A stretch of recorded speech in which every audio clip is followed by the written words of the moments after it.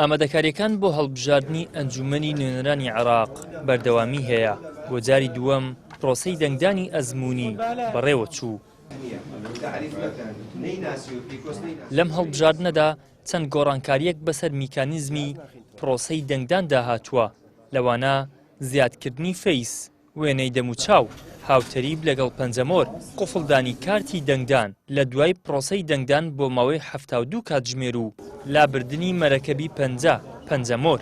تاقیکردنەوەکە حتا ئێستا کە زۆر بە جوانی بەڕێکی دەڕواتن و سەرکەوتووە، هیچ کێشەکی هەر کێشەمان نەیە الحەمدوللا، و ئەو گۆڕانکاری کە کرای زۆرە لەسەر کرایە و جارەی، و گرنگتریان ئەوەیە کە پارچێ فەیس مەلۆ زیادکردی لە جیهاز تەحەققوقی کە پێشووتر ئەمە کێشەیە پەنجەمۆریمان هەبوو لە هەڵبژاردنی پێشووتر.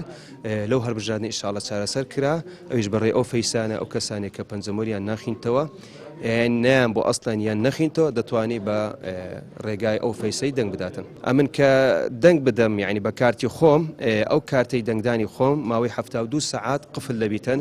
کۆمەڵی دادگەری بەشداری لە هەڵبژاردنی خولی داهاتووی ئەنجومەنی نوێنەرانی عێراق دەکات و بۆ ئەو هەڵبژاردنش 285 پێدراوە و لە ئامادەباشیشدایە بۆ هەڵبژاردن. کۆمەڵی دادگەری ئومێدەوارە بەو گۆڕانکاریانەی کەوا کراون تاکوو دوور بێت لە ساختەکاری.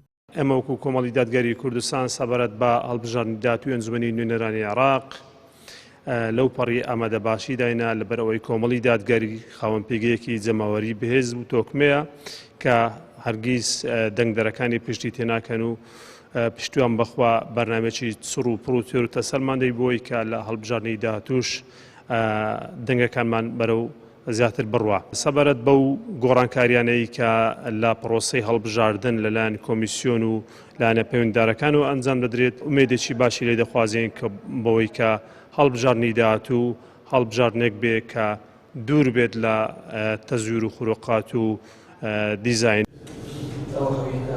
وا بڕیارە هەڵبژاردنی ئەنجومەنی نوێنەرانی عێراق لە 11 تشرینی دووەمی ئەمساڵ بەرەوە بچێت. کۆمەڵی دادگەریش بەشداری لەو هەڵبژاردنەدا دەکات و ژمارە 285 پێدراوە. ئیدریس محەممەد، کەناڵی ئاسمانی پەیام، هەولێر.